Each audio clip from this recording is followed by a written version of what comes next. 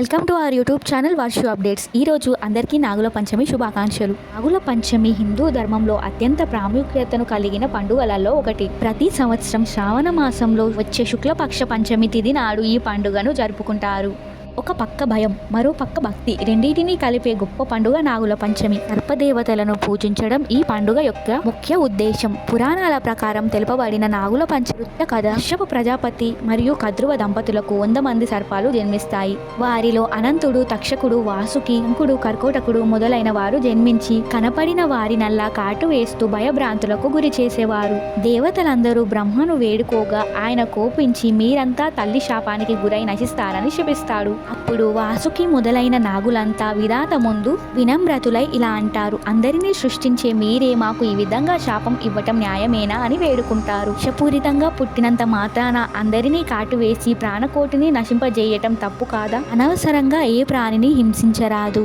గరుడ మంత్రం చదివే వారిని ఔషధముని సమేతలను తప్పించుకొని తిరగండి. ఈ నాగులంతా పాతాళ లోకంలో నివాసం చేయండి అని బ్రహ్మ శాసించగా వారంతా ఆయన ఆజ్ఞను శిరస వహిస్తారు. తరువాత దేవగణమంతా నాగులను ప్రశంసిస్తారు. భూలోక వాసులంతా ప్రార్థనలు చేస్తారు. నాగులకు దివ్య ప్రభావ సంపన్నమైన నాగజాతికి కృతజ్ఞతగా నాగుల జన్మదినమైన నాగపంచమి రోజున వారిని పూజ చేయడం ప్రారంభించారు. స్కంద పురాణంలో తెలుపబడిన నాగపంచమి వ్రత విధానం. ఒకానొక సమయంలో పార్వతీదేవి శివుడిని నాగపంచమి యొక్క వ్రత విధానాన్ని తెలపమని కోరగా శివుడు ఇలా అంటాడు: ఓ పార్వతి, శ్రావణ మాస శుక్లపక్ష పంచమి నాడు నాగారాధన చేయడం అత్యంత శ్రేష్టమైనది. ఈ నాగపంచమి నాడు ద్వారానికి ఇరువైపులా సర్పచిత్రాలను గోమయములతో రాసి పూజ చేయడం ఎంతో శుభప్రదం. చతుర్థి రోజున ఉపవాస వ్రతాన్ని ఆచరించి పంచమి రోజున బంగారం, వెండి కర్రతో కానీ లేదా మట్టితో కానీ వారి వారి తాహతలను అనుసరించి 5 పడగల పామును చేయించాలి. లేదంటే పసుపు చందనంతో కానీ 7 తలల పాము చిత్రపటాన్ని గీసి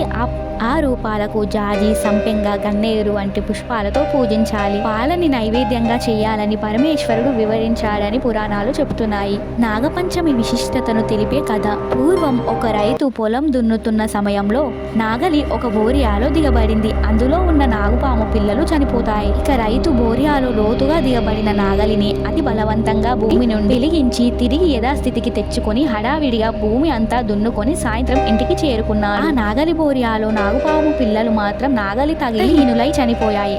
పాపం ఆ రైతుకు మాత్రం ఆ విషయం తెలియదు. కానీ తెలిసి చేసినా తెలియక చేసిన పాపపుణ్యాలు ఎల్లప్పుడూ మానవులని వెంటాడుతూనే ఉంటాయి. ఇంతలో మేతకు వెళ్లిన నాగుపాము తిరిగి రానే వచ్చింది. తల్లిపాము పిల్లలు చనిపోవడం చూసి దుఃఖించి కోపంతో రైతు ఇంటికి వెళ్లి రైతు పిల్లలను కసితీరా కాటు వేసి చంపుతుంది. ఆ రైతుకు ఇంకొక పెళ్లైన కుమార్తె కూడా ఉంది. ఆమెను కూడా చంపుదామని వారి ఇంటికి వెళ్తుంది. ఆ రోజు నాగపంచమి అవ్వటం వల్ల ఆమె అనంత నాగును పూజ చేస్తూ ఉంటుంది. ఆ పాము ఆ రైతు కుమార్తె యొక్క భక్తి ప్రవర్తనలకు ఎంతో ఆశ్చర్యపోయింది. సరిగ్గా ఆ సమయమునందు రైతు కుమార్తె ఆదిశేషుని ప్రతిమను భక్తితో పూజించి పుట్టలో పాలు పోసి నుప్పప్పు బెల్లముతో కలిపిన చిలిమెను, బియ్యపు పిండి బెల్లంతో చేసిన చలివిడిని మొదలైన పదార్థాలను నివేదన గావించి తన్మయంతో నమస్కరించి ధ్యానము నుండి కళ్ళు తెరిచేసరికి ఎదురుగా పడగ విప్పుకొని ఉన్న నాగుపాము కనిపించింది. ఇక ఆమె ఆ నాగుపాముకు భక్తితో నమస్కరించింది. ఆ నాగుపాము మనసులో ఇలా అనుకుంటుంది: ఇంతటి భక్తురాలి కుటుంబాన్న నేను బలి తీసుకుంది. ఆవేశంతో ఎంతటి పాపానికి గట్టాను అని పశ్చాత్తాపపడింది. ఇక జరిగిందంతా ఆ పాము ఆమెకి వివరించింది. ఆమె మిక్కిలు దుఃఖిస్తూ, నాగమాత, మేము మా కుటుంబ సభ్యులంతా ఎల్లప్పుడూ నాగారాధనలు చేసే భక్తులం. దయతో మా తల్లిదండ్రులను, కుటుంబ సభ్యులను బ్రతికించు. నా తండ్రి తెలియక చేసిన అపరాధాన్ని మన్నించు అని వేడుకుంది. దాంతో ఆ పాము కొంత అమృతం తెచ్చి ఇవ్వగా ఆ రైతు కుమార్తె వారి కుటుంబంపై అది చల్లుతుంది. వారంతా నిద్ర నుండి మేలుకున్నట్టుగా పైకి లేస్తారు. ఇక ఆ కుమార్తె ఎంతో సంతోషిస్తుంది. ఈ పవిత్రమైన కథను ఎవరైతే వింటారో లేదా చెప్తారో వారి సకల శుభాలు కలుగుతాయి.